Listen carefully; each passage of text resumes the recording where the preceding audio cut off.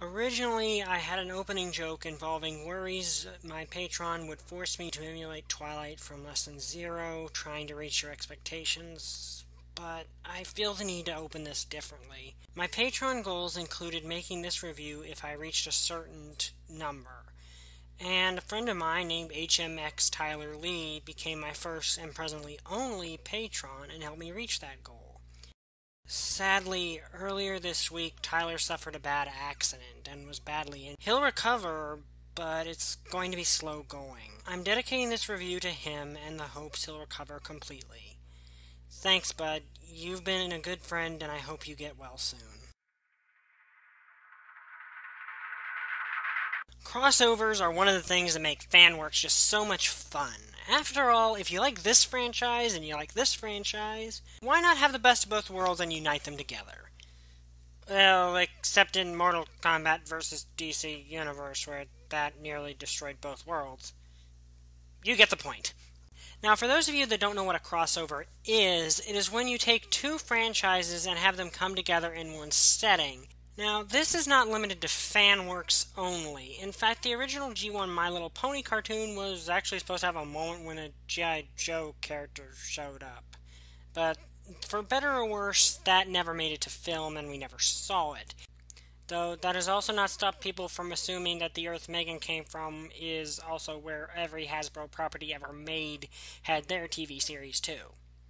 Though admittedly the idea that Firefly could have flown a little bit further and recruited the Transformers to fight Tyrek is an amusing one. Examples of a crossover would be, say, Batman meets Superman, the seasonal Power Rangers team-ups, and that one time the Punisher ended up in Archie Comics. Now, naturally, the Brony fandom has produced their fair share of crossovers. The most well-known one is probably Fallout Equestria. Dr. Hooves is another good example in the stories that say he is the actual Doctor, as are the ones that say Discord is actually Q. Now, I'm not going to say all Brony crossovers are good and somehow we're the one fandom that can make every single piece of fan fiction we make epic and awesome. But there are a number of them that I really enjoy, such as Dr. Who's and His Assistant, The Bridge, and today's topic, Friendship is Showtime. Dang, I wish this wasn't my first video, or else I could have done something much more epic with that. Friendship is Showtime is a crossover fanfiction by MangaKamen that combines MLP with a Japanese tokusatsu series called Kamen Rider Wizard, or if you prefer, Kamen Rider Wizardo or Mask Rider Wizard. Tokusatsu is a Japanese word meaning special effects, and is one of Japan's biggest and oldest forms of media. If you've seen, say, Godzilla or Power Rangers, that's tokusatsu. I'd better stop there and get to the story before my inner tokusatsu fanboy starts reading my high school final paper on the history of tokusatsu. While checking out a traveling bookstore that just arrived in town after defeating Nightmare Moon with her friends, Twilight Sparkle discovers a book detailing the history of mysterious beings called phantoms. Long ago, two great mages called the White Wizard and the Wise One were the most powerful magic users in the world, but also rivals and friends. However, as time grew on, the White Wizard became better and better known, more and more widely renowned, while the Wise One became more and more jealous of his friend. Ultimately, the Wise One tampered with much darker magics in an attempt to bring back the dead, instead creating the first phantom. Creating more phantoms, the Wise One eventually drew notice of the White Wizard. In the resulting confrontation, their friendship ended, and a great, years-spanning battle begins. As Twilight leaves the bookstore, interested in researching the phantoms further, she herself is attacked by one of those very monsters, only to be rescued by a mysterious red dragon named Haru, that can transform into an armored magician using magic rings. Haru is dedicated to stopping the phantoms from driving unique people, creatures, called Gates into despair, resulting in the birth of a new phantom, and the death of the Gate. Twilight and company's lives now interweave with Haru's battle as they fight to keep the hope of Equestria alive. Now, I could tell you the plot of the original series, but If you have no idea what Kamen Rider Wizard is or anything about its plot, you'll still be able to understand the story perfectly fine. This fic takes Kamen Rider Wizard's plot and does something somewhere in the middle of ponyfying it and crossing over with it. While the wizard characters in this fic are from Equestria, they're not known characters in a different role. They're new characters whose story began separate from the main sixes, only crossing into the MLP main series when the Phantoms began to attack Ponyville. Oh, okay, the second Rider character has connections to some of the main six, but nothing that has to do with the Phantoms. In fact, much of the story takes its own twist on the original Wizard series, including the origins of the Phantoms given in the opening narration, some of the characters' backgrounds, and while the story is still a work in progress, it's safe to say that with some of the changes that have been made, the ending of the original Wizard series is not going to happen in this universe, so you can almost be assured that knowing the ending to the original Wizard will not spoil your enjoyment of this story. This is one of the reasons I enjoy the story so much. You can know next to nothing about Wizard and jump right into it without feeling confused about anything. That's not easy to do, and MangaKamen did it well. However, I must admit not all the homages, references, and guest appearances the story makes will be caught by someone who doesn't know Toku. There are some pretty obscure ones that will be fun for a Tokusatsu fan, but probably will go over the head of someone who has no idea what they are. But on the other hand, I don't think it distracts too much from the enjoyment of the story if you don't know who the knight who fights horrors a character mentioned is. Though given Silverquill's video on this subject, that one might actually be more well known.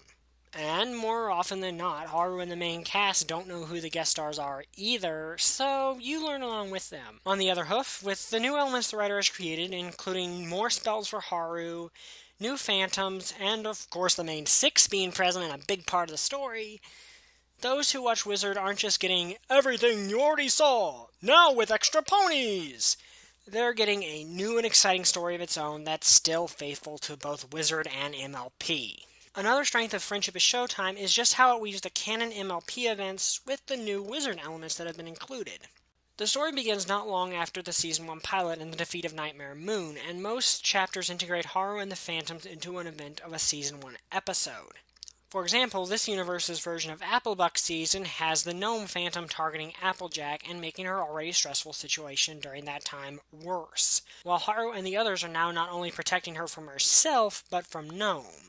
This makes for a more unique feel because fans of Wizard or fans of MLP will both see something new and exciting rather than just a rehash of stories they already know. However, while the two series do change things in each other's, the characters are still themselves. The main six are still perfectly in character, and Haru, the main character of the first half, still has the core aspects of Haruto, the canon hero's personality traits. He's a hope-bringer who suffered a great deal of personal tragedy but hung on to his hope and became stronger for it, and now seeks to preserve the hope of others despite the Phantom's attempts to crush it. But, as I said, Haru isn't just Haruto in Equestria, he's a unique character inspired by Haruto, and he faces unique challenges Haruto didn't. And in general, I think Haru is a more complex character, in part due to something I have no desire to spoil. And if you were one of the people that thought Haruto was bland, Haru might be a better fit for you. But by far, the thing I like most about Friendship is Showtime is one word: balance. To quote a certain comic reviewer, the cardinal sin a crossover can make is making one side look worse than the other. Crossovers are so much fun because there's an inherent coolness in seeing two things we love come together, not one making the other look bad. When Batman and Superman team up, I don't want to see Batman get thrown around the room like a rag doll by Superman's rogues gallery while Superman kicks the Joker's tail and does everything. I also don't want to see Batman do the same to Superman's rogues gallery. What I want to see is Batman and Superman pool what makes them both great together to take down a challenging foe. Friendship is Showtime does not fall into that trap. Haru may be the only one that can destroy Phantoms, but he's not the only one that can fight Phantoms. In all of his fights that the main six can pitch in, they do. They've always got Haru's back whenever they can, be it giving him emotional support when he desperately needs it, or actually getting their hose dirty and kicking some tail themselves. And because Phantoms often assume pony form, the main six have ample opportunity to assist in uncovering their identities. On Haru's side, he's just as willing to aid the main six in their personal problems as well, and a number of canon events actually end better for them thanks to his presence. The key word in this is help. Haru and the main six help each other in their individual challenges and problems, not solve them. For example, does Haru kick Gilda's flank with his magic when she threatens Fluttershy? No, he doesn't. He helps in that situation. I won't spoil it because that particular arc actually has a lot of fun twists and turns. But he doesn't resolve the problem, merely aid in the resolution. Likewise, the main six don't just curb stomp the Phantoms either. They help Haru deal with them. And that's what makes this story so good. The two series help one another out, and their storylines are interwoven. Both sides look good. Both sides get to show what makes them great. And that's honestly something more crossovers could benefit from doing. That and Apple Bloom befriends a tiny, flying, adorable squid familiar of Haru's and names it Kenny. As I've said, I think the biggest flaw of the story could be the references, cameos, and guest appearances that not everyone will understand.